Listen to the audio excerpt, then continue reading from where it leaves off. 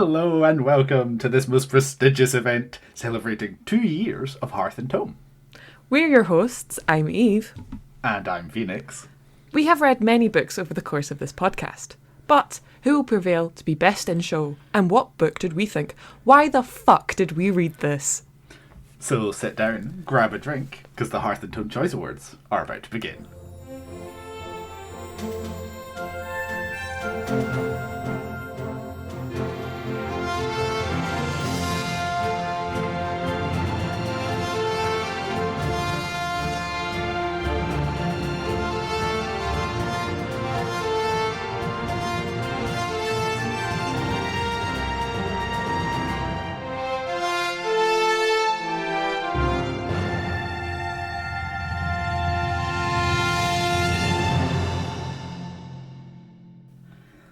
We're back.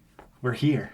It's December. It sure is. And this is the last episode of 2024. Holy crap. We'll have one more episode in this season of Hearth and Yes. Tome because our 2024 roundup will come out next month. Yes, in January.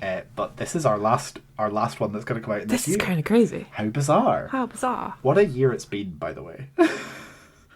I feel like we've honed our art, though. Yeah, you know? definitely. Yeah. We know what we like and don't like now. Yes. And speaking of what we like and don't like, welcome to the Choice Awards. it's time. It's time. We decided to look at the past 2 years' worth of books that we've read on this show. Yes. And give some of them awards. And some of those awards are good, and some of them are not good. No, not good at all. There are 12 prizes overall.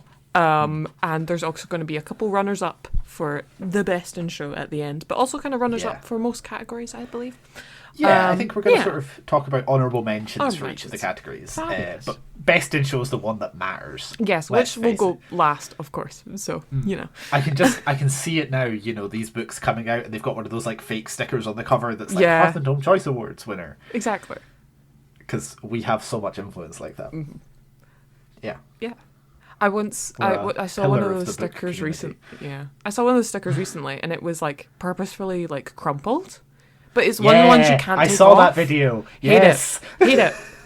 We won't do that to you because I fucking hate fake stickers on books. Awful. Shouldn't happen. If you're putting a sticker on a book, you better be able to peel it off. And it better peel off nicely. Yeah. If I have to like put some water on my book just to try and get the residue off, I'm not going to be happy. Anyway. Speaking of book covers. Yeah. Let's go right into our first most prestigious award is Best Cover.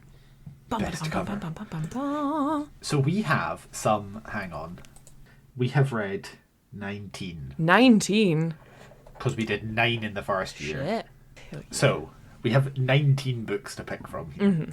Mm-hmm. We've each gone away and you know, come up with some nominations. And then we're going to... Neither of us know which other has got. No, so, we have not discussed this. Yeah. If we both have the same one, happy accident. Yeah, gorgeous we'll accident. Discuss in detail, obviously. Yeah. And if not, then we'll have a little bit of a discussion and decide which of our nominations gets the award. Exactly. So, Eve, which book did you pick for best cover? This was probably my easiest, even though there's been some bangers of a cover that we've had. We have had some really good covers. Really good ones. My personal favourite is The Spell Shop by Sarah Beth Durst. Okay. The artist is Lulu Chen. I fucking love her book, her artwork, because it's all like digital art. It's gorgeous. Sorry, continue. What is your recommendation or decision? I've nominated Floating Hotel by Grace Curtis. Good choice. Fantastic choice. I love that cover. Mm-hmm. I don't know who the cover artist is, though. I should have looked that up. All good. I only knew because I follow them on Instagram already, so I have prior knowledge. Because they do a lot of like cute little guy art, so of course I follow them. It was a happy accident, to be honest. This is fair. Alyssa Winans. Fantastic. Did the cover art for Floating Hotel. I'm going to pull up Floating Hotel so I can look at it. And Frontier. And Frontier. Gorgeous. Stunning. And The Red Scholar's Wake. Okay, I've marked a point down. Point has been lessened. To be fair, the cover for Red Scholar's Wake is not that bad. It's pretty damn good. I like the colours. The book is bad. The book is terrible. They're two different people working on the same project. I do not follow her from the contents of the book. Or do I? Floating Hotel is a strong-ass cover. I really like the colours. I love the the vibes. I love the gold. I love the purple and the blues. Yeah. It feels very bisexual. It is absolutely a bisexual cover. And I think this gets at a bonus point, in my opinion. Along the top, it is blurbed by one Tamsin Muir. That's strong. But I will give you that the Spell Shop cover is also very nice. The Spell Shop I just fucking love because it looks kind of like oil painting with your cat, and it has a lot of depth, and you know exactly where you are. Yeah. It's very like cottagey, very cottagecore, very cozy. Mm-hmm. It's got that nice pastels. But also like I do like that the bit right at the front, right at the bottom, the like foreground does give that vibe of like slightly dark mystery of the forest, because you know something's about to go down. There's something dark, nefarious. I do like that cover. For points up, she contributed to Spider-Verse too. Okay, that does also get it points. That does give it extra points, I won't lie. Thank you. I like how we've managed to pick as well two totally different covers. I'm really proud of us for this. Me too. Like, the vibes are not at all the same. No. They're both excellent, but they're not at all the same. Sci-fi and cozy fantasy. Both cozy though. Yeah. They're both cozy. Yeah, oh no, for sure. Yeah. But I mean like the cover vibes, right? Yeah, like cover totally vibes. Different colour schemes. This is fucking difficult. Okay, I can see points for yours because Floating Hotel is a fantastic ass cover. It is stunning. I really like the gold going across the screen. I don't like how the lines are going through the text in the title. Yes. That is a gripe. I agree on that front. Yes. I also I don't really get what the point of the lines is. Yeah. Like they're not really achieving anything. I will say for the Spell Shop, I think it, like you said, it really does like immediately give you an idea of what the book is about. But there do be a winged cat on that cover. Yeah. And winged cats barely are in the book. Yeah. And that was a bit of like the cover doesn't quite match up with the book. I would have liked just a little bit. Yeah. I would have liked if Kaz would have been on the cover instead. Yes. Of the winged cat. But as we all know in the publishing industry, if you've got a cat on the cover, it sells. This is true. This is very true. I don't know how we're meant to decide this. I don't know either. This one's difficult. Wow, we've really stumped ourselves right at the gate, haven't we? We should have come up with a way that if neither of us we could decide, we'd got like a third party in. Maybe we just need to like random number generate. Maybe. Like a coin flip. Because these are both our fucking damn good covers. Yeah, I'd be happy with either one. And let's face it, whichever one doesn't win is going to be runner-up. Exactly. Right? Exactly. Okay. Okay, wait, hold on. I think it's coin flip. I have a coin flip thingy on Google right in front of me. Okay. I cannot flip a coin in real life. I like that the Hearth and Tome Choice Awards has immediately, the first one in, immediately devolved into a coin flip. To be fair, like all of the awards shows, you know, they have like a jury that go and vote on these things. Exactly. We are but two people. We are but two people. Okay, so. Okay. The important question, Eve. Heads or tails? Tails, please. It's flipping. It's flipping. We're flipping. It's heads. I'm happy with that. So that means that Floating Hotel is our winner for best cover, with of course Spell Shop as a runner-up. Runner-up. I'm going to mark that. I will say I'm very happy with Floating Hotel getting it because I just fucking love the color palette. I love it. I love it so much. Gorgeous. That aesthetic of like the like nebula stuff. Specifically with that color scheme is just one of my absolute favorite like aesthetics that exists. Absolutely. I love that like blues and purples, like nebula, like space dust. It also looks like, you know, the people that do like spray painting videos and they do a nebula with spray paint. It looks like that, the background, because it's got that gritty texture. I love it. I love it a lot. And I'm curious what you had as an honourable mention. Technically, I had two for this one. Okay, go for it. My runner-up, the first one was Floating Hotel. Really? So yeah. Okay. It was between those two, and so it kind of worked. My other one was Sunbringer, because I fuck with Sunbringer's cover so much with the Sunbringer's circle. cover is really good. It's so good. I agree on that. But it wasn't enough because I didn't like the man. The god was a bit too much for me. Yeah. Interestingly, the spell shop, I didn't put it on my list, but it was one of the ones that I was like really considering putting. See? I would say that, like, for me, it came like fourth. Right? Okay. Like, I've got Floating Hotel and then two others, and then I would put the spell shop. Like, that would be the next one on. Okay. I didn't put Sunbringer, but I did put Godkiller. I slightly prefer Godkiller to Sunbringer cover wise. Okay. I prefer the colour scheme. That is I fair. prefer the cool deer stag thing rather than the man. Yeah, no, that man was no. But sketchy man. I think those covers are just really good. I really like them. They're really good. I think that just kind of solidifies our winner of Floating Hotel then. Yeah, and then the other one that I had, which I think might be a bit of a dark horse here, Yeah, okay. is A Natural History of Dragons. Okay. Interesting. Is it just because it's got dragons on it? Well, it's not just because it's got dragons. I love the, like, sketchy aesthetic. I love that it's like a dragon that's like anatomically deconstructed a little bit. That and it's is got good. Like, the muscles and the bones visible. Mm-hmm. I just think it's really cool. It is really cool, to be fair. It really... I just... Yeah. It might not be, like, the prettiest. Yeah. Like, aesthetically, but I think it's just really... I really like it. It definitely... I think it's a really clever design for a cover. Mm-hmm. It definitely fits the contents of the book as well. It fits it really well. It does. Yeah. And I like that the whole series all have, like, a similar vibe on the cover. They're all, like, dragons and that sort of pose, but, like, different dragons and different colour schemes. Yeah. But, yeah. And there's that was my sort of dark horse there. That is a dark horse. I hadn't considered it for... but... To be honest, it is a cracking cover. It is a cracking cover. Yeah. But I was like, I want to mention this one, but it can't win because it's not the best. Yeah. It's not the prettiest. I just think it's a really cool design for a cover. It really is. I love it. Okay. Gorgeous. Okay. Stunning. Wow. So going from a positive award of best cover, we of course now have to alternate to a slightly less positive award. What we've called most boringest. Indeed.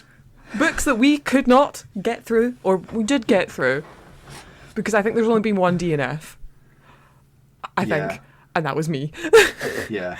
But with Red Scholar's Way. Yeah. Oh, fucking...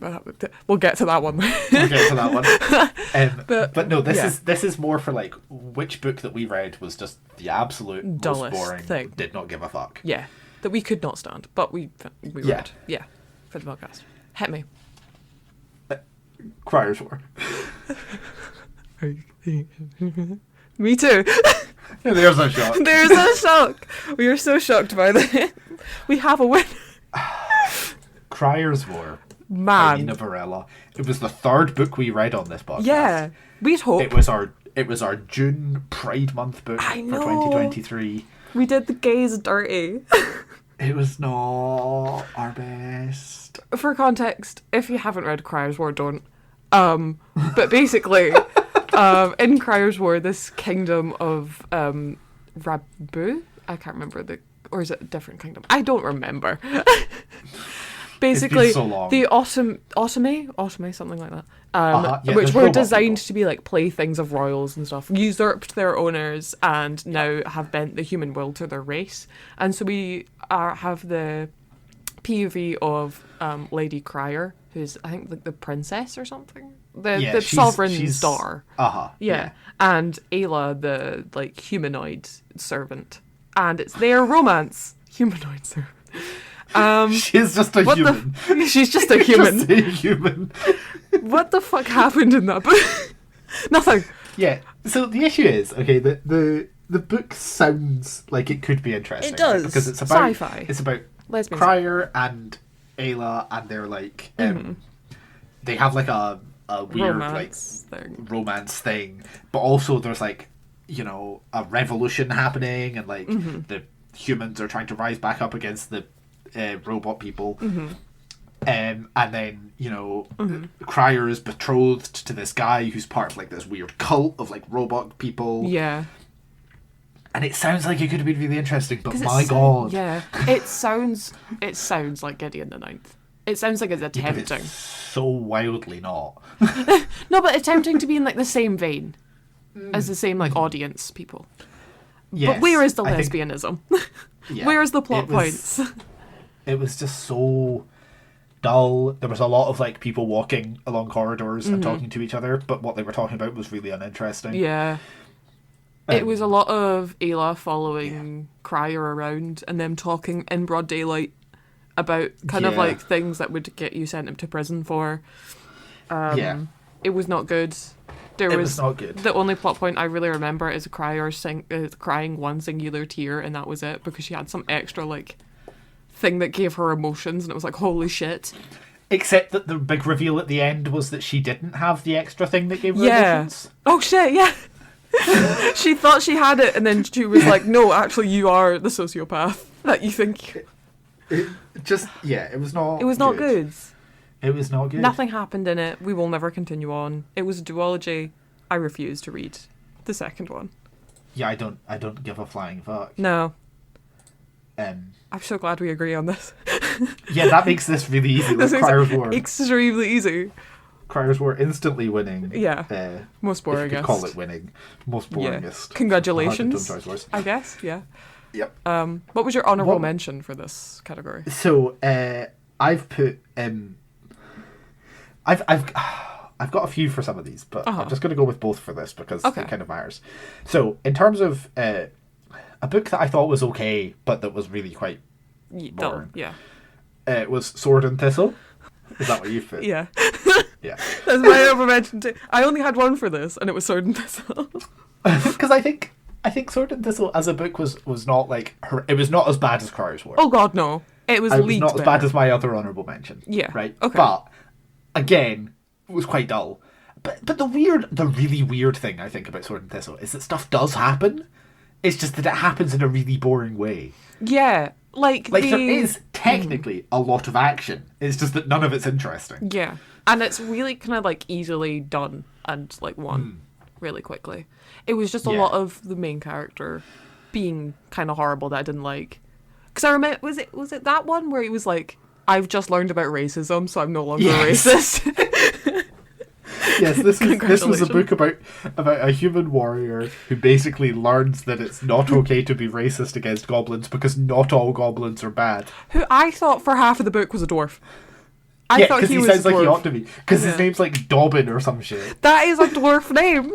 He's out of Lord of the Such a Rings. dwarf He's Balin's cousin. His name's Dobbin Thornhill. Like, that is the most That's non-human the name. name of a dwarf. I'm sorry. Yeah. Props to them for giving them, like, really good fantasy name, though. It's a really good one. But yeah, it was a bit shit, unfortunately. Because we had liked the author's other We book. liked Cursed Cocktails. Cursed Cocktails. Yeah. But unfortunately, this one just didn't hit. Yeah. Yeah. The other one that I've included as an honourable mention here Indeed. is Off With Their Heads Stunning. Okay. by Zoe Hanamakuta. Uh-huh. Because again, well, I think the difference with this one Yeah. is that it wasn't so much that it was boring. It was boring. But It it was was. also that I just really did not give a single fuck. Yeah. It was... I couldn't give a shit about the characters, and the I time didn't give a jump shit about made the characters. me... I didn't give a shit about the plot. Yeah. None of it was at all enthralling me. Yeah. At all. And that made it boring. Yeah. Which was upsetting because it had a good, like, synopsis. For me, anyway. I liked the look of it. And then suddenly, holy shit, this is bad. Yeah. Yeah. Unfortunate. But I'm sure we'll talk about Off With Their Heads more later. I'm glad that was a nice, easy one. That was a great one. From really difficult to really easy. That was great. We both had similar thoughts. Okay. Category 3. Bum, ba, bum. Ba, ba, ba, ba. Best start to a series. I went with Emily Wilde's Encyclopedia of Fairies. Ooh, that was my runner-up. Really? Oh, nice. Okay. I went with The Wee Free Men. Okay. I agree with you. But also, yeah, no. So, okay, here's the way I see it, right? Yes, okay. The We Free Men has a bit of a challenging task because it is the start of a series, but it's also in Also the start of the Discworld universe, and it's like 20, 30 books into this series that he starts with them. Right? So it's the start of a series, but it's also in like a very pre-established world. And I think it does a very good job in said pre-established world of still being like standing alone as the start of a thing. Yes. Uh-huh. And also like I just think it's like, you know, you come out of that and you're like, yeah, I want to read what happens next. I want to know what Tiffany and the Knack-Mac-Feagle do next. Yeah. And specifically, I want to know what the witches did, like their teachers and stuff. I want to know what they did moving forward, because they're in the other books as well. Yes. So I think you've made a fantastic choice. But for the case of Emily Wilde, it is a possibility for next year's book club. It is. Straight off the bat, it is a possibility for the second book. It's potentially going to be right next year, yes. I, going into it, dreaded it, and because I did not like Faye. I did not think I was going to be a fan of this at all, and yet I loved it. Yeah. It is one of my highest rated books for book club. Yeah. I think it's like 4th, maybe. And I still actively recommend it. And also, Wendell Brambleby. Yes. Good old That is a Wendell. fantastic name. Fantastic. And I really got behind the romance in it. And I never do that because I fucking hate romance in books a lot of the time. And I just loved them a lot. I just thought it was really both, because it's like, it had the vibes of an actual History of Dragons with like adventure and learning about stuff, and it had a lot of like motifs from actual mythology that I really enjoyed. Yeah. And I hope continues, because if it fucks up in the next book, I'm not going to be happy. That is my worry, is that like book 2 is going to be more about the romance and less about the stuff that I is my really fear. liked. But I also like, maybe it won't be, you know? It won't be. Maybe we'll be okay. Yeah. And I like the academia aspect, but it does have a lot of drawbacks as well. Stuff I don't like. Stuff that I'm scared will, as you said, will fuck up in the next book. If we have stupid ass Fae sex, I don't want to read it.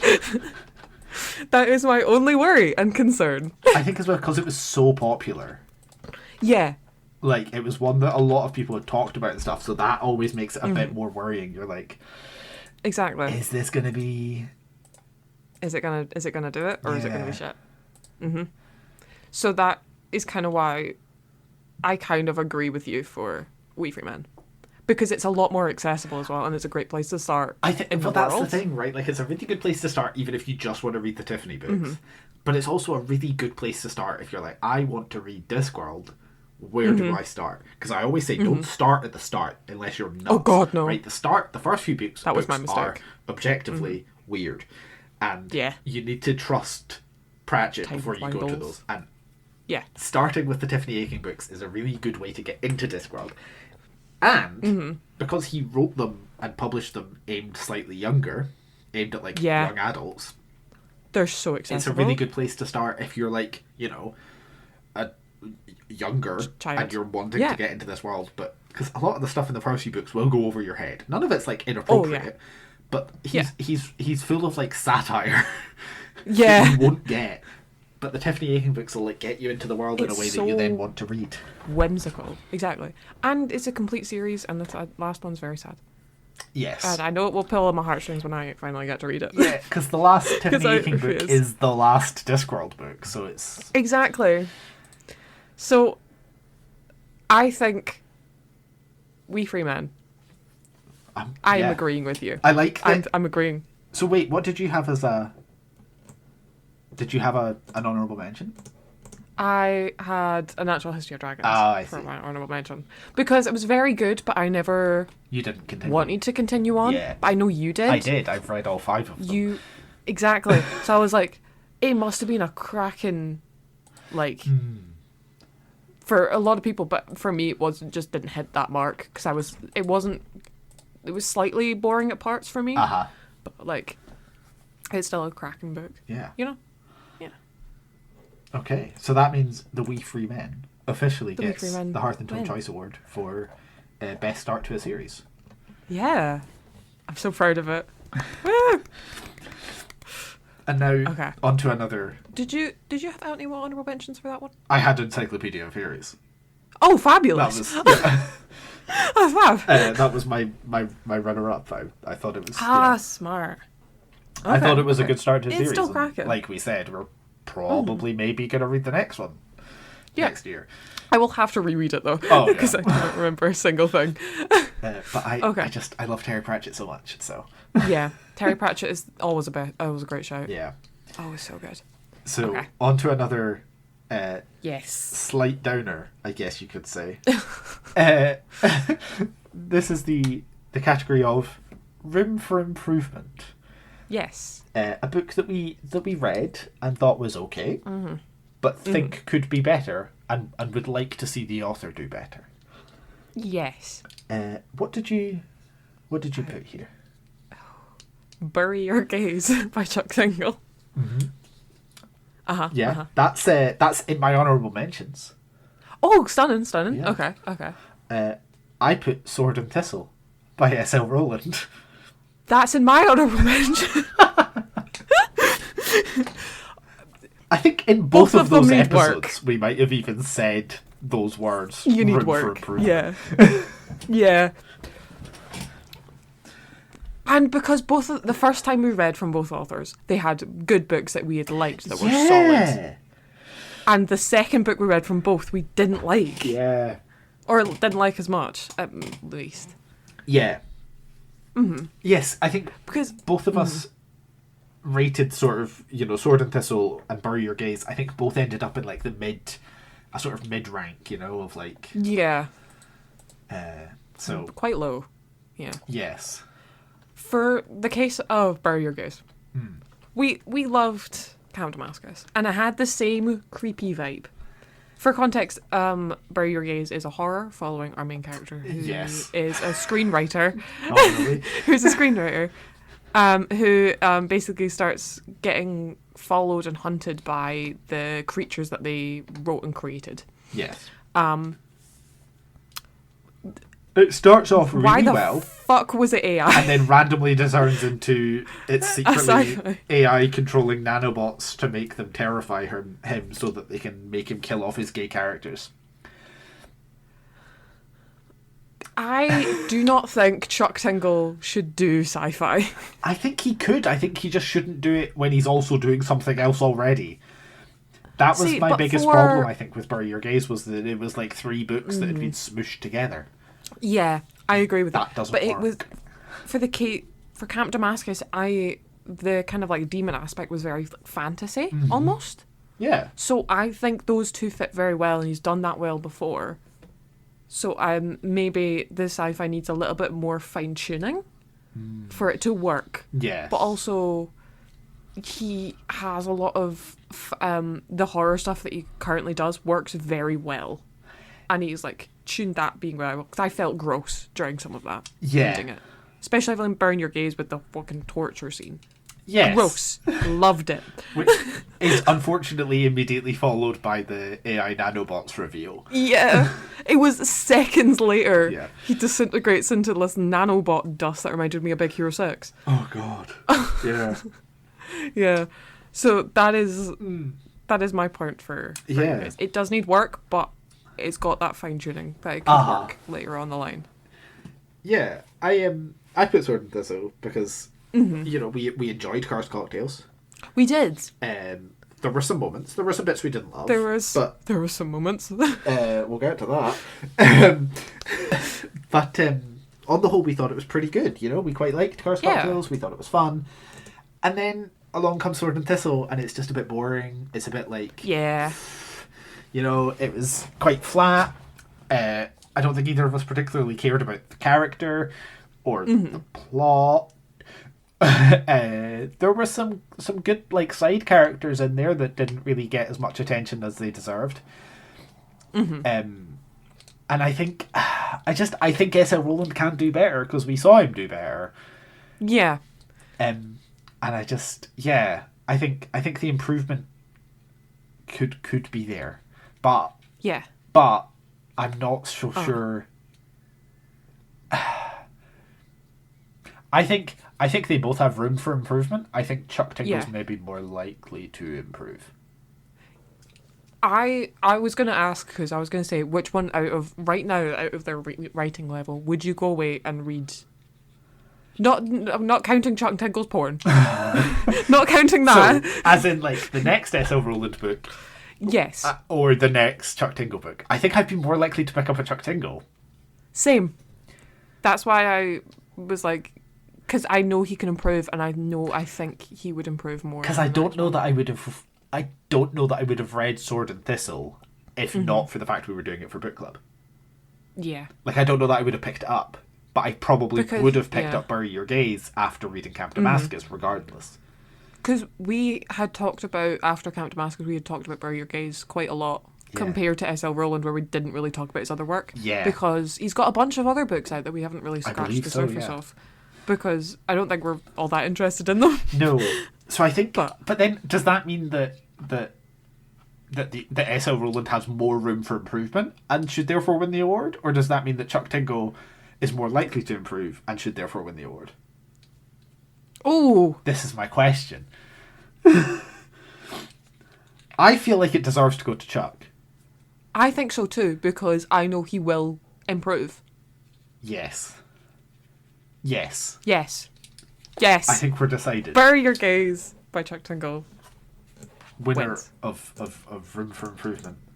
Win for improvement. Fabulous. So sorry, S.L. Rowland. Yeah, I like. But you'll get there. We had a nice sort of flip situation there where we'd picked the same two books just in a different order.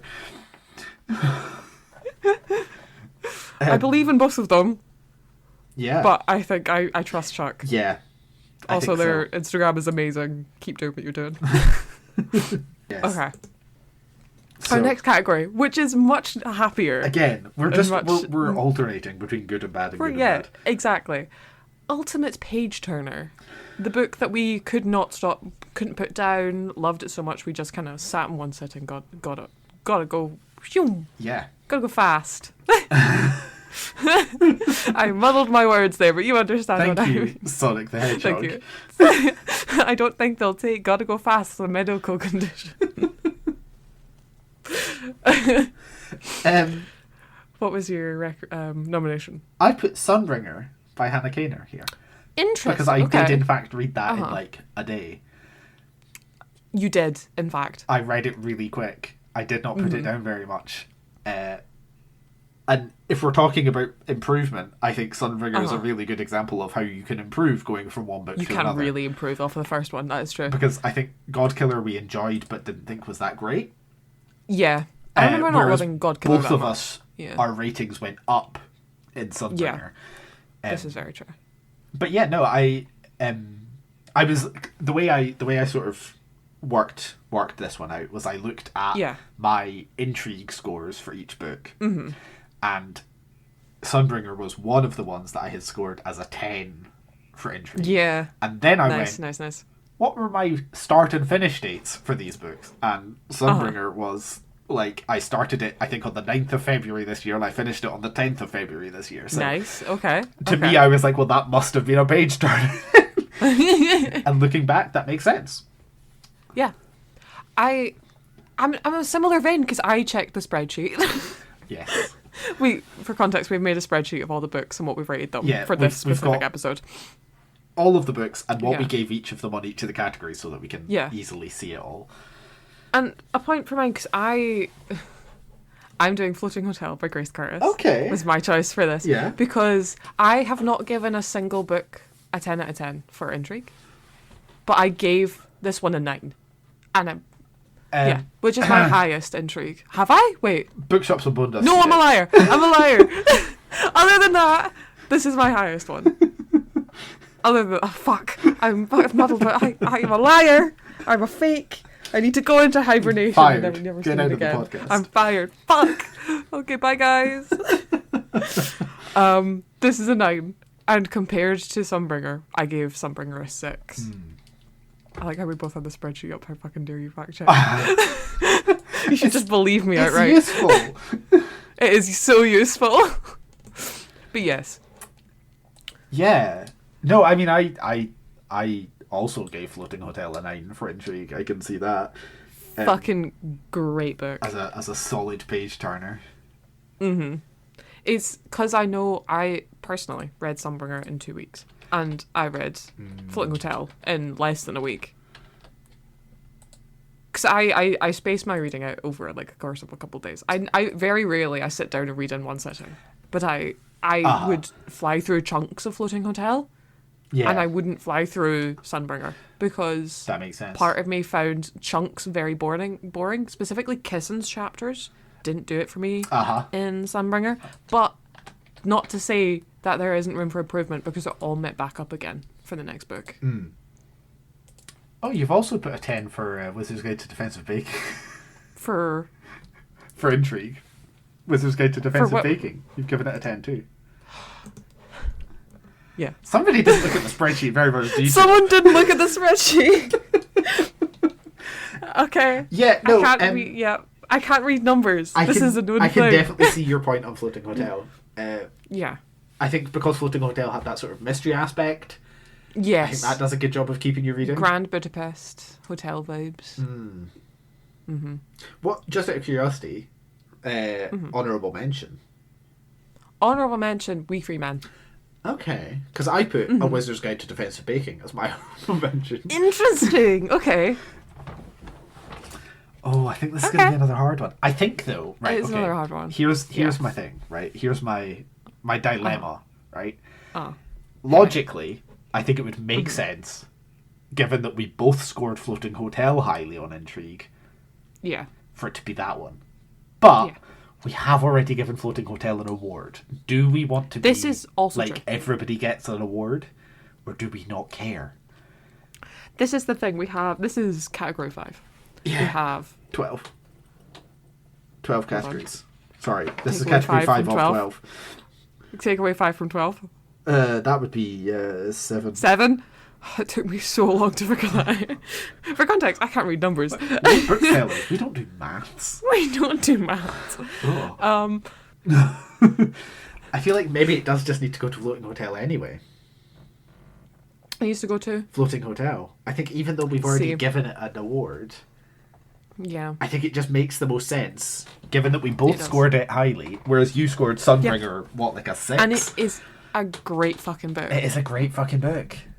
And I think, for me, Sunbringer worked because I just absorbed it in like a couple of seconds. Yeah. Whereas I think Floating Hotel has more of like it lends itself more easily to being one that you don't want to put down because it's got that mystery thing going on. It's got those Becky Chamber vibes of loving every single character and having a great environment. And everything was just so well fleshed out. Yeah. I just loved it. And the fucking plot twist at the end. Yes. Did not see that coming. Was a fantastic plot twist. Yeah. I think we're in agreement then. That Fabulous. Floating Hotel is taking away a second award for Ultimate Page Turner. For Ultimate Page Turner. Yeah. There should probably be a cap of how many each book should give you able to get. Nah. I don't think I mentioned Floating Hotel both... again in any of the rest of my stuff. So. Yeah, we've both used it because we could only mention it once each. So yes, that was our agreement. Was that you can only that was our agreement. Nominate a book once. Yes. Yeah, and excluding characters. Yes, excluding characters. because we have some character categories, so we felt like that had to be a bit different. Yeah. So yes. Our next category. Yes. Is beautiful. I think it might be my favourite category. I fucking love this category. It's so good. And this category is cringiest thingiest. We've had a few books with real cringy shit in them. Yeah, stuff that makes my teeth grind on edge. Yeah. You know? Yeah. Some not great ones. And obviously, some of those cringy things are characters. Sometimes it's an event. Yeah. So we just put, what's the cringiest thingiest, Yeah. So I'm curious, Eve, what was your cringiest thingiest?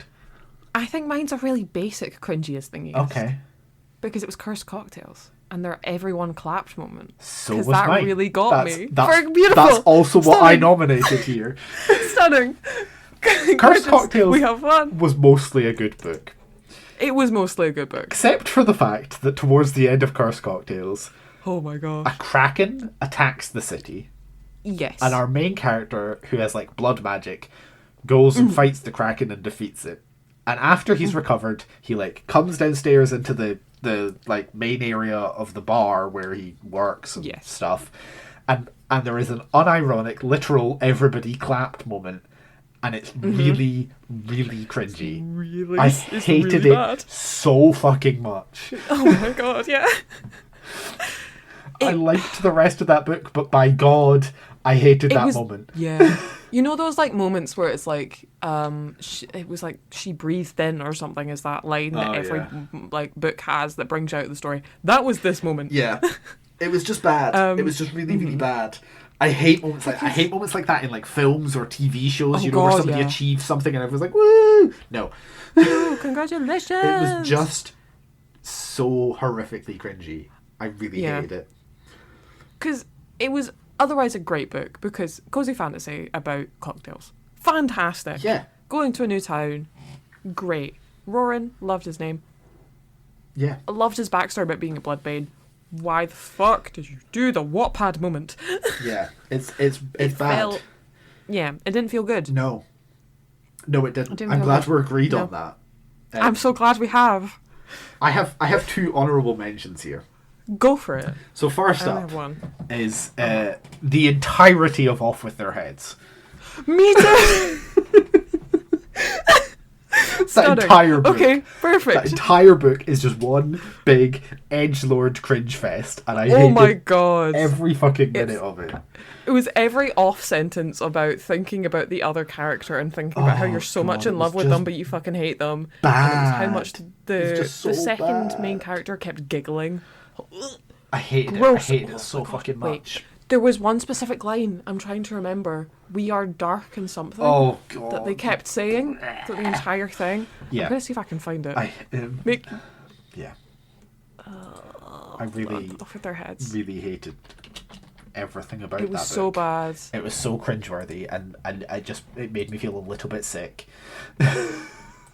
It really did. I just hated it. I hated it so fucking much.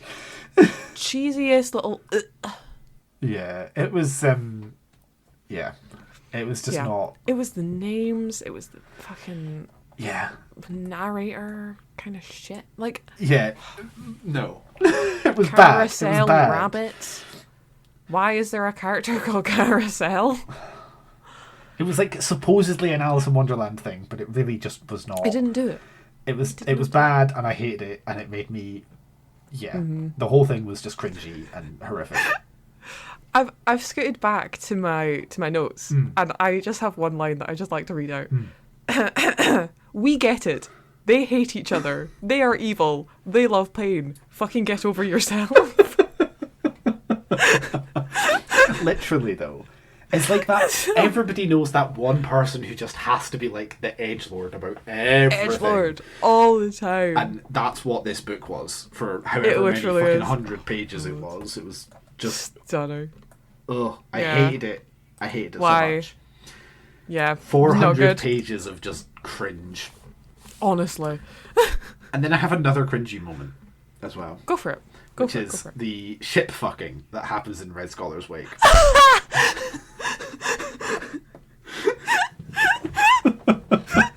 I don't know if I'd categorize that as cringe or just like fucking gross. Well, I think it's a bit of both. It made me cringe because it was gross. To be fair, that was what made us do the first DNF of the podcast and me put it down because I couldn't do it any longer. Yeah, I powered through. You finished it. I hated every minute. Yeah, congratulations. It's it's this world where the ships are like sentient, right? And the ship. Cool. Which is kind of cool. Yeah, I like the idea of sentient ships, except that the ship that's sentient has like a room in the ship where all of the like organs and shit are. Yeah, why? And so the other main character, who's also the like love interest, goes into this room and like starts stroking it all and like fondling bits of organs. No, this is definitely cringy, my teeth are sore. Apparently, this is sexy. No, it's not sexy. It was just really disgusting and really horrible. And I felt like I had to mention it because it was just like. Whoa. But you know what? It makes the book memorable in the fact that every time I see it in a bookshop, I point it out to people. That is an undeniable fact. I will never forget so that good. book. I will never forget that moment where they're like fondling organs for each other. Yeah. And having sex, apparently. Apparently tickling somebody's fucking inside of their skin sexy. Yep. Oh god, it was so nasty and disgusting. It was real nasty. And that was such a good honorable mention. And the fact that my teeth hurt. Yeah, I really hated it. I really did. It was really bad. And again, this was one where it was like, in theory, this book could have been really good, but then like 50-something% of the way through, it's like, do you want to listen to just the world's most horrific sex scene? Truly. No one wants this. Yeah, but I think no one. As disgusting as that was, and as ridiculous as Off With Their Heads was, the everybody clapped moment in Cursed Cocktails just has to take it. It has to take it. Because it's just such a good moment. Oh god, and it by was good so we funny. mean bad. Yeah, I was like, damn, this is how this book's ending. Okay. Fabulous. Let's cleanse our palates a bit. Yes, with one of the best categories. One of the best categories, in my opinion. Littlest guy. The littlest guy. The littlest guy. This could be literally anyone. We've encountered quite a few little guys, you know? There's been fantastic little guyage across books. For sure. Little guyage is certified in this club. Yeah. This could be from anyone from little animal companions to just companions in general, or just anyone. Just anybody who has the vibes of being a little guy. Anyone who's little. Anyone who's little and a guy. Yeah. And there's a littlest guy. Yeah. Okay. And hit me with your to be fair, guy. to be little, you don't have to be physically small. And to be a guy, you do not have to be, a man. You could just be It's just about having guy. the vibes of being a little guy. Exactly. I've gone for Satchel from Bookshops and Bone Dust. Oh yeah. That's beautiful. Stunning. Satchel is... absolutely stunning. He's a resurrected skeleton. Yep. The big bad guy of Bookshops of Bone Dust is like a dark necromancer, and Satchel is one of her like servants, except that he gets found by the good guys, and then they introduce him to wonderful things like reading books. And he has a wonderful arc, and at the end of the book he's like, I'm going to go explore the world. And he's called Satchel because they found his bones in a bag in a satchel. He's brilliant. He's a fucking great little guy. I love him. He's my honourable mention. Naturally. I think he was part of what bumped him up for me is that we've been playing Dragon Age the Veilguard. Yes, I was just about to say that. Oh my god! In Dragon Age the Veilguard, one of your companions, Emmerich, is a necromancer, and he has so much. A little skeleton servant guy called Manfred who is just the best. He's Who's so voiced perfect. by Matt Mercer. We don't care about the voice. No. I just don't want to think about the fact that it's Matthew fucking Mercer. But I just scares me. I just love a little skeleton guy who's just like vibing. That is a fucking great. Thank you. I'm so proud that that was my honorable mention. I'm so happy about that. Mine was Bob, the sourdough starter familiar from Wizard's Guide to Defensive Baking. Ooh.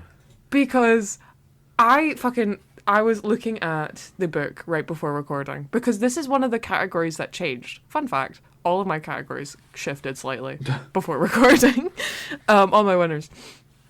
And I just loved the line, "We don't tell anyone about the eating rats thing." He just consumes everything in his path. He does. And at the end of the book, him being like put into like a vat and just being made like tons of and being chucked over the wall. Yes.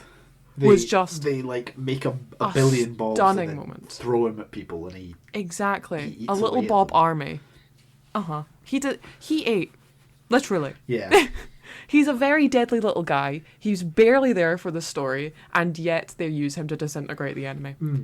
I think he's a fucking great character. Even though he says absolutely nothing, he just gurgles, and I feel him like in my soul. You know? Yeah. I considered putting him as my honourable mention. Interesting. Okay. So my honourable mention, I went with Kaz from the Spell Shop.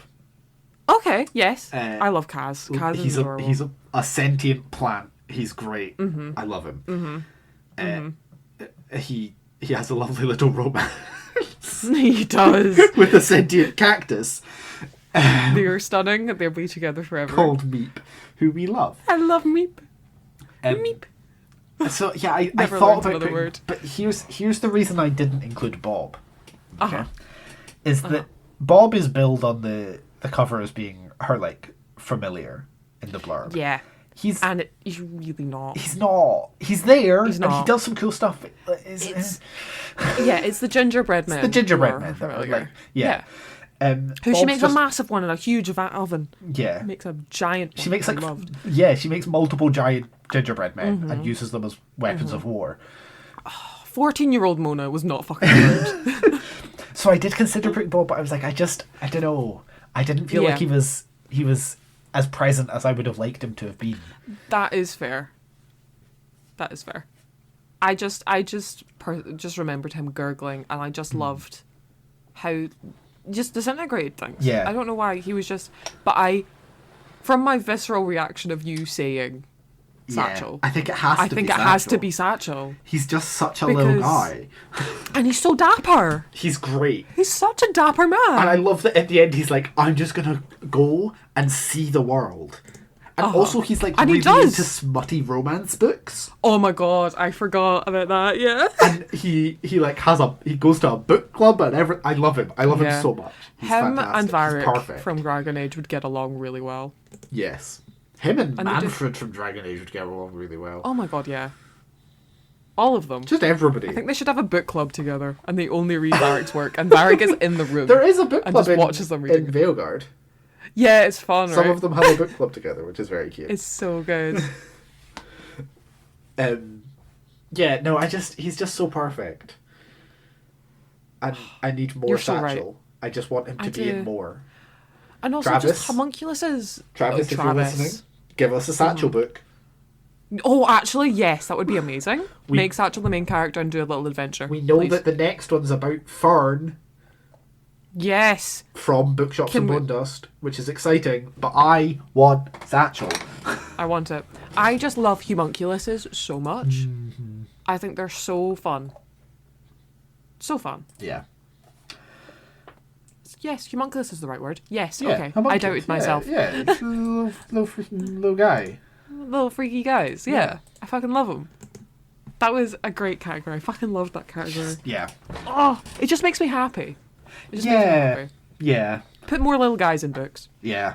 Honestly. Every book needs at least one little guy. Going from that, we are going... Unless you have any more...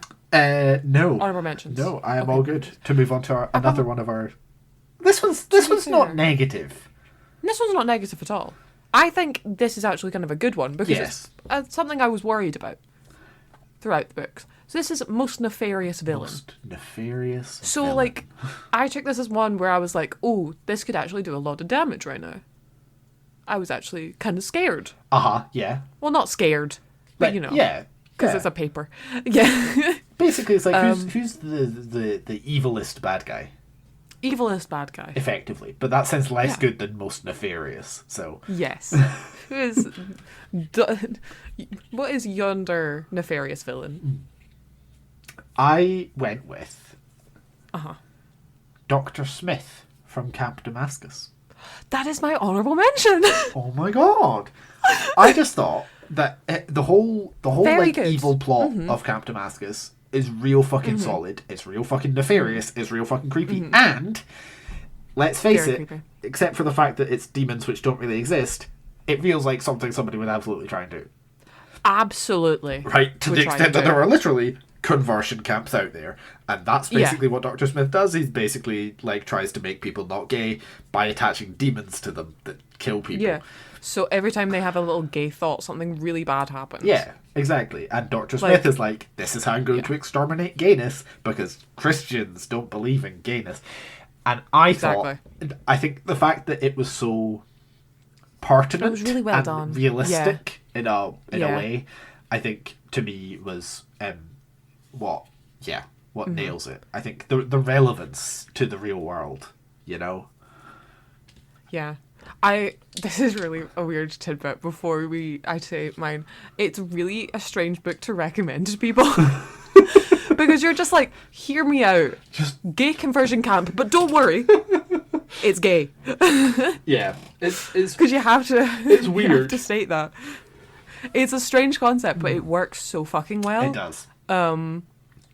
Mine is King Aaron from Sunbringer. Specifically Sunbringer, not the first book. Okay. Because he wasn't really a villain in the first book. No. But in the second book, he got kind of fucked up because of the he's got guy in his chest. Yeah, he's got a god in his heart. Or and so a god for a heart, like, I suppose. God for a heart. And he was being kind of like burnt to a crisp. And I just really loved the struggle he had of becoming the villain, especially because he had to go against his gay situationship of Elagast. Mm-hmm. And making Elagast go back into having to fight even though he was a baker is really fucking gut-wrenching for me. But I was genuinely worried every time he was mentioned or had scenes. Yeah. And more fucked up shit happened. And he was like he just refused to die. Yeah. And it was kind of like, how do you defeat someone who refuses to die and will do anything to remain and take over this like whole like land and stuff? It was really fucking cool. I just think he's an awesome character. Yeah. No, I kind of forgot he's done about him. really well. That's a really good it's a really good villain. He was the first one I thought of and then was like, what do I do now? Bury Your Gaze or Sunbringer? Because I think those two are the most nefarious in my eyes. See, I put the Queen of the Fairies from We Free Men as my honourable mention. True. But she is a villain and she is nefarious. She is a villain. But she's not. I mean, she is, but she isn't. She's not a typical one. Well, I think part of it is that like the villainy thing that she does is that she steals Tiffany's brother. Yeah. And is like trying to come back into the Discworld, but can't fully, and is like, you know, it's like she's a potential villain almost, right? Mm-hmm. Like she's becoming a villain. Well, she is a villain, but she's becoming a threat. Yeah. But I had forgotten about King Aaron. That's a good one. Yeah. I really fuck with Bury Your Gaze. Yeah. I think that villain really works. Camp Damascus. I'm so sorry. I got them switched in my head. I just have Chuck Tingle written down, so my mind was on the other one. But no, Camp Damascus goes hard. I think it's because of the real world relatability of it. Yeah. Almost. Of like, there are so many people out there who are just like Dr. Smith and would do exactly what he does if they had the opportunity. Mm-hmm. And I think that makes it eviler because it's not like fantasy evil. I mean, it is, but it isn't. It's realistic. Evil. It's real world evil just with a fantasy twist. Whereas King Aaron objectively is terrifying, fantasy. But it's like nobody in the real world's really like that. Is gonna come in face to face with that. Yeah. Yeah. So I am probably leaning towards Camp Damascus. I think it does. I think it has to. Yeah. But I think King Aaron's a very good runner-up. Thank you. I had forgotten about him, but now the more I think about him, that was like a good villain. He was a crispy guy by the end of that second book. He was so crispy. He was being burned alive by the inside. But no, I agree. Camp Damascus just takes the cake, I think, for kind of like... Because I remember being like incredibly like concerned and like scared throughout the entire thing, being like, what the fuck is happening? And like as well, because to begin with, he's there as like her therapist. Before she starts having like gay feelings, he's just her therapist. And it's like made more nefarious and more creepy by the fact that this is like somebody she's supposed to be able to trust. Yeah, it's like having total control over a young person's life just because you don't like a certain part of them is just disgusting. Yeah. It's so icky and horrible. Yeah. So yeah, it does take the cake. Fucking Count Damascus. Count so Damascus, good. Most nefarious villain. Most nefarious. Okay. God damn that count. Okay. Next category is... I can't wait for this. Worst I can't wait. character. I'm so excited. This makes me so happy, this character. Because we've read some really shit characters. I sort of cheated on this a little bit. Okay. Because I could not pick one of them.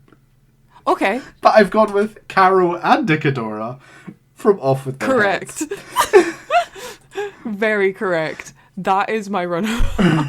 I had picked Caro, I think. I just read Off With Their Heads. For mentions. Jesus Christ. Yeah. They're bad. They're not good. But then I don't like, think anyone in that book is written well. No. And the thing is, you can write characters who are like dark and bad in a really well done way. Even like, you know, even as the protagonist, it's totally possible to write like a protagonist who is like evil and horrible. Yeah, Poppy War. This is not that. Kind of. Yeah.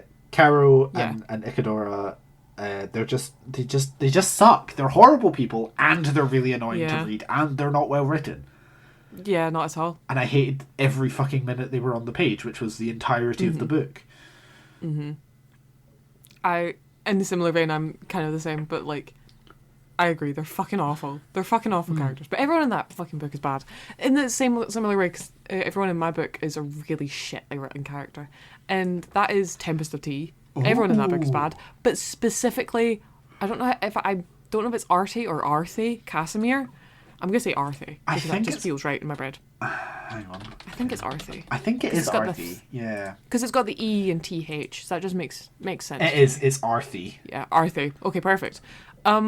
Because everyone fucking loves her. Oh, God. Oh, my God. Fucking, what was that love confession scene? Oh, God. I'm evil. I'm a vampire hunter, and you're a half vampire. You're so special and unique. I'm gonna kill myself. She was just supposed to be this huge criminal mastermind, collector of secrets, and she didn't know that the vampire base they were looking for was 2 streets away. Yeah. 2 streets. Yeah, I had forgotten about Tempest of Tea characters. Yep. I think for Tempest of Tea, I think we got to spend a lot of time in everyone's head. Like, really. Well, it's same for Off With Their Heads, to be honest. We got to spend, because it was multi-POV for both books. So we got to spend multiple times, but in this one, it was just hearing that she could do no wrong to literally everyone. Yeah. Every character in that book is like, oh, she's so incredible. I love her so much. Which gets really old really quick. Yeah, she has some, like, nickname, I can't remember. Like, Blade of something. I don't remember. Oh, yeah, something stupid like that, yeah. And sometimes it's great to have, like, characters with, like, a cool nickname. Like the Viper in Dragon Age. Cool-ass fucking guy. I love him. I think he's so dope. But this does not do it. Because she doesn't have a personality. Yeah, no, Tempest of Tea is a really good shout.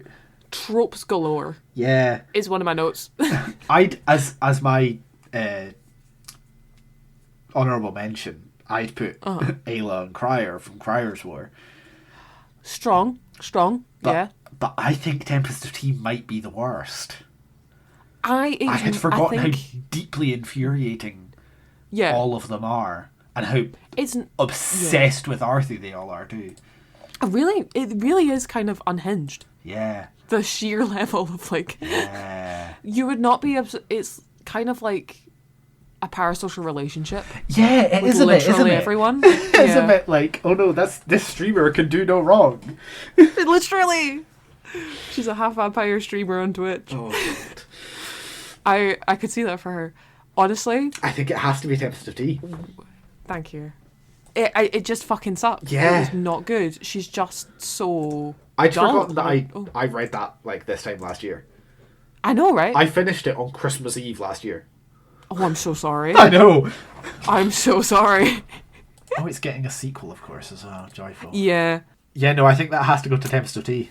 Because as much as I hated the characters enough with their heads, I didn't hate them as much as Tempest. Yeah. As Arthur, yeah. Yeah. She's just the fucking worst. She is. And the fact that everybody else is so obsessed with her too. Right? Yeah. From that. Yeah. Another good category. We'd love to see it. Best main character. Best main character. This is a bit more specific as well, because this is specifically main Specifically character. main, yeah. Because the last one could be anyone. Yeah. We just happened to pick both main characters. Yeah. But still. For this one, Best main character, yes. I have gone for Mona from A Wizard's Guide to Defensive Bacon. She was my runner-up.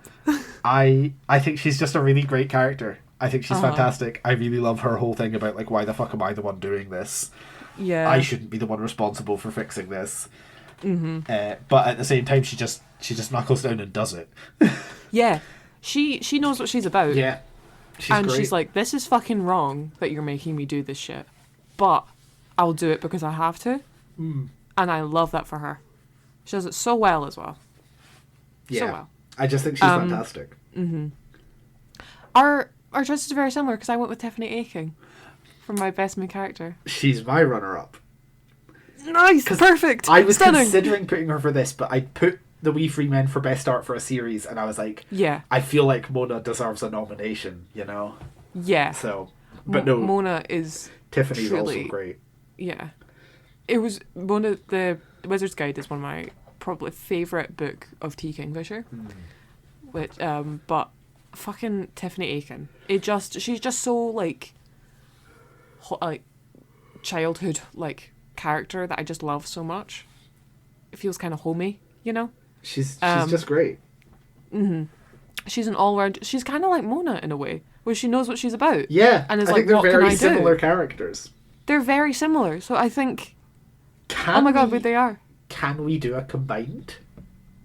Because I think they both have strong... I think they're so similar, and they're both so great. Yeah, they're so assertive. I don't so think I loving. could choose between them. No, I wouldn't want to, because I just love them both. I think we might need to do a shared award here. I think so. Because I just love them. Yeah. I think it has to go to both Mona and both Tiffany. They'd be friends. They would be best friends. They would be absolutely best friends. They would absolutely be best friends. I think they're both so excellent. They're so similar as well in terms of the vibes. Goddamn good. And they have the best companions. They both have really good companions. This is true. I did consider putting the Knack Figo for Littlest Guy, but so did I. But then I was like, no, it has to be Satchel. Yeah, no, Satchel was the correct decision. Oh my gosh, perfect. I fucking love. Yeah, I don't think we could. I don't think we could pick one or the other out of Mona or Tiffany. I don't think it would be fair. No. Okay. Okay. Category 11. We're on our second to last category. And it's the doozy. Why the fuck did we read this? Why the fuck? Why did we do it? Why? What have you put here? Red Scholar's Wake by L.D. Bedard. Bingo! Yay! That's what I put too. I think it's our worst book that we've ever picked. See, okay, and we've picked some here's the thing. Not great ones. Again, I was looking up at the scores, and I have rated Off With Their Heads slightly lower than the Red Scholar's Wake. Okay. The Red Scholar's Wake I've rated a 2.4, and Off With Their Heads is a 2.3. Okay. But that's so close. I think I hate Red Scholar's Wake more. Weirdly. I have a more guttural reaction to I think it's because of that horrific sex scene. I think it is. I think so. It broke the pony's back. It really did. It was just bad. It was horrible. I hated it. It was so bad. What the hell was even going on? A lot of fondling. I meant for the entirety of the book, but yeah. Well, I think that still holds true. I think that is, yeah. Because, from what I understand, Ricefish, was part of, like, a planetary alliance and they all hated each other and they were going to kill each other. I don't remember. Yeah, it was... I really don't. All I know is that her wife died and Zai-She'd killed the wife. And so they were like, you know what, I'm going to make you my new wife. Yeah. It didn't make sense. No, it didn't. And then, again, they were just like, what if we go and have weird, creepy ship sex? Yeah. No one wants that. No one. Really, truly, nobody wants that. Nobody wants that. And, like, sentient ships can be done very well. It's like, what is it? LM Sagas does Yeah. sentient ships. Well, sort so of. Well. It's not really a sentient AI. ship, it's an AI that also pilots the ship. That true. That's not quite But the it can same be done thing. well. But Yeah. it's close. Yeah, it's just Truly. it's just really It just makes me upset. Yeah. What was your runners up? Crier's War and Off with Their Correct. Heads. Tempest of Tea for me. Crier's War and Tempest of Tea. See, I'd kind of forgotten about Tempest of Tea. I think that was the problem. That's fair. I had looked at the spreadsheet. This is why everything shifted for me. It was because I forgot about Tempest of Tea. Beautiful. I really cannot get over that weird ship sex scene. I don't think it will ever leave my brain, and I really wish it would. It's definitely an icebreaker I've used in a couple of situations. Have you ever read ship sex? Yeah. Do you ever want to hear about the weirdest porn I've ever read in my life? I'm gonna see if I can find it. Please. Do you have the physical copy? No, I haven't. We have in the ebook.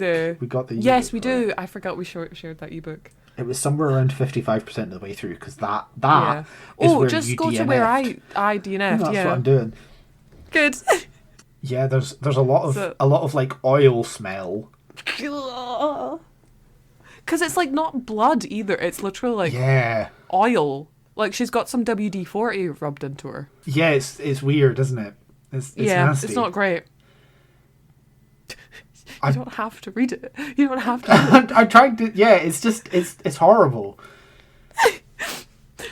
We don't have to do this to ourselves anymore. Oh God. Okay. Yeah. No, I don't. Oh. Put it down. It's just weird because it's like there's a lot of like flesh and not in a sexy way, you know. No. Yeah, it's just is really really kind of disgusting. Really not good. Okay. Yeah, save yourselves. Don't read it. Don't do it. Read. Listen. I found the right sense. Listen to our episode because it's a fucking cracker. Taste it. Okay. But let's move on to our final category. Before I lose my mind. Arguably the most important. Arguably. Yes. Indeed. I've lost the will of speech. That's how incredible this category is. Oh God. Best in show. The best book that we have read across the podcast. Yeah. I've got 2 runners up for this category as well. I just think we've read some cracking books. We have. We really have. I put as should we each mention our honourable mentions first? Let's do honourable mentions first. Okay. I feel like runners up. I put The Wee Free Men and Floating Hotel as my honourable mentions. Very strong. I also put Floating Hotel. But then I also put A Wizard's Guide to Defensive Baking. Okay. Because those were my two other favourites. Also very, yeah. These 2 are my fucking brilliant. They were so close. Yes. The true top. It sounds to me like we've got the same book here. Maybe. Does it have a certain satchel in it? It may or may not. Are they quite fashionable and dapper? Shocking nobody. I think it is our highest scorer of all time as well, isn't it? Yeah. For both of us, I think. Because I think I gave it 10s across the board apart from one category. I feel it in my soul. Hold That's on, let me pull not it up. true. Not true? You gave 2 categories a 9, but it's fine. Did I? Yeah. Okay, hold on. Your overall score was a 9.7. Okay. My overall score for it was a 9.6. See? A rare instance I'm higher than you. Very rare. It is, of course, the one, the only Bookshops of Bone Dust by Travis Baldry. Truly? I know. I think the trendsetter of the cozy fantasy community. Fucking brilliant books. They are fantastic books. Legends and Lattes is fantastic too. Bookshops and Bone Dust is, in my opinion, the better of the 2. Same. Absolutely the same. I just think there was so much more plot added and just so much finesse. It was just done so well. I think it's just every moment of that book was just absolutely fantastic. It was a delight. It truly was. It's really was. We picked really well for our December book club last year. We didn't do a December book club this year because we don't have it in us. But we did last year. Yes. And we did Bookshops and Bone Dust, and I think that was a very good choice. I think we had chosen to do that because we knew it was coming out. Yeah, we wanted something that was going to be easy for us to read and talk about. Yeah. And one we both knew we already liked. Yes. Because Legends of Lattes was a cracking book. Yes. I do... Okay, here it comes. Uh-huh. I prefer the UK covers. I don't. I know you don't. Okay. It's purely because I like in the aspect of cozy fantasy, I like the idea of the illustrated person covers, and also because I just love seeing Viv and everyone on the cover. But I can see why you love the UK ones, because it looks like they're really nice. Whatever the sign is called, yeah. And I appreciate that the UK covers have the US covers as end papers on the hardbacks. Yeah. So you still get that lovely illustration. Yeah. I do agree with you. I think they're cracking covers. I just don't... It's the rare instance I think the US one might be a little bit better. It's a real fucking close one for me. It's real close. But I think what cinches it is the fact that the UK covers also have the US ones as end papers. But if they didn't have the end papers... Of both worlds. If they didn't have the end papers, then what then? If they didn't have the end papers, do you know what, unironically, the best one is? Is the fucking super mega deluxe editions that they've done. Those are really good. Like the holographic, shiny, there's a lovely rainbow ones. There's lovely ones that they've done where the Bookshops and Bone Dust one is blue and it's got like a sword through a book. Oh, yeah. And the Legends and Lattes one, I think, is green. Yeah. And has a sword and a cup of coffee, and they've got really nice sprayed edges. Those are the best. Those ones are really good. I really like those available ones. in America. I know, for fuck's sake. Pan Macmillan, I swear to God. I refuse to go to America. Just release it in the UK. Send me them. I want them. I want them so much. I'm so happy that our Best in Show was the same book. But also, it kind of felt like we were going to do it. It was inevitable. Because yeah. It was inevitable. I think it's because I knew exactly who it's going to be. Fair to say that the runner-up for Best in Show might be Floating Hotel. Yeah, I think it is the best runner-up. Because we both mentioned it as a runner-up. Mm-hmm. And it won two other awards. Yeah. I think it takes the cake for runner-up. I think so. I think it's our runner-up for Best Congratulations, in Show. Floating Hotel. You've got 3 awards. 2.5. 2.5. 2.5. 2.5 awards. 2.5. Bookshops and Bone Dust has 2, to be fair. But the Satchel is the bestest little guy. He really is. Truly. Oh my god. Yeah, there it is. That's us. We're done for 2024, Eve. That's us done. You and I can sleep now until January. I can't wait to go into hibernation. I can't wait to go into detail about how many more books I've read than you. I cannot wait to see your final slice spreadsheet for 2024. Oh, I'm in the process of remaking, I should say, my book tracking spreadsheet for the year. It's real good. It's going to be stunning. It's real pretty. Yeah, and yes, we'll have an episode in January, which will be our 2024 reading roundup, and we'll discuss things like how many books we've read in 2024. Yep, and Phoenix's inevitable victory, because we discussed how much they've read before the podcast. Totally shit. I am currently, I think, 32 books ahead of you. Maybe. I've had a really good reading year this year. Yeah. I've been reading a lot more this year, or not a lot more, but I've read more this year than I did last year, and it's not. We've not ended the year yet. And you've been really busy with other stuff this year. We will also cover some other stuff, like things we'd really like to read more of in 2025 and goals and all that good shit. And if we met our goals from this year. Yeah. Which I don't remember what my goals were. No, but we're going to go back and find out. Exactly. That's future us problem. Yeah. There were some things that we did in 2023 that we'll redo, and I think we might have some different discussion points maybe as well, which will be fun. Exactly. And And some of the categories that we've talked about here might sort of reappear, but the difference will be that it will be about all the books we read that year rather than not just podcast book club books. So yes. So yeah, look forward to that at some point in January, and then in February, we'll be back to our regularly scheduled programming of normal Talking to the Tavern and normal book club. Should we give a little preview of what we're going to read in February?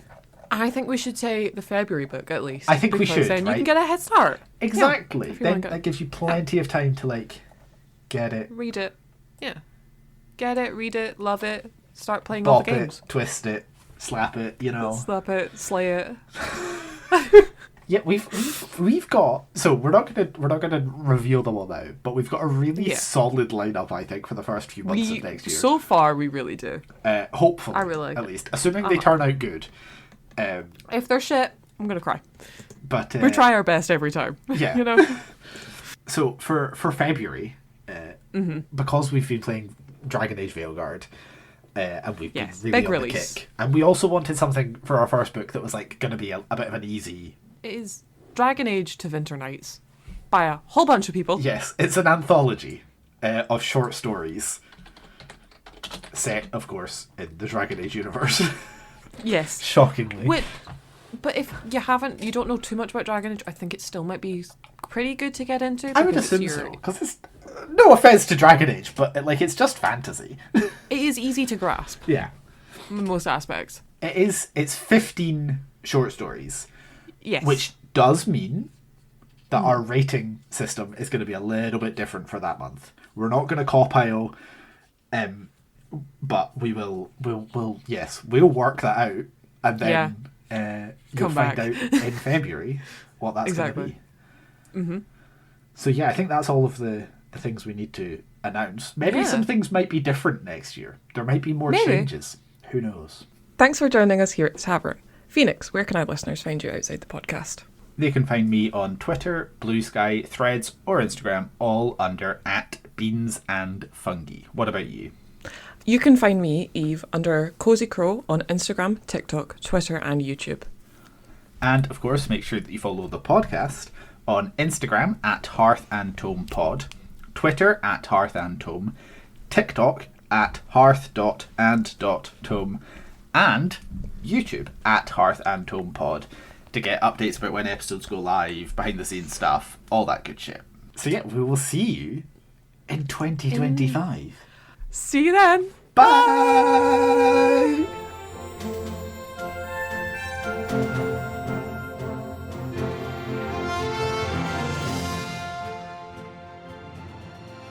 The music used within this episode was Evening Melodrama by MacLeod through incompetech.com. Licensed under a Creative Commons by Attribution 4.0 license.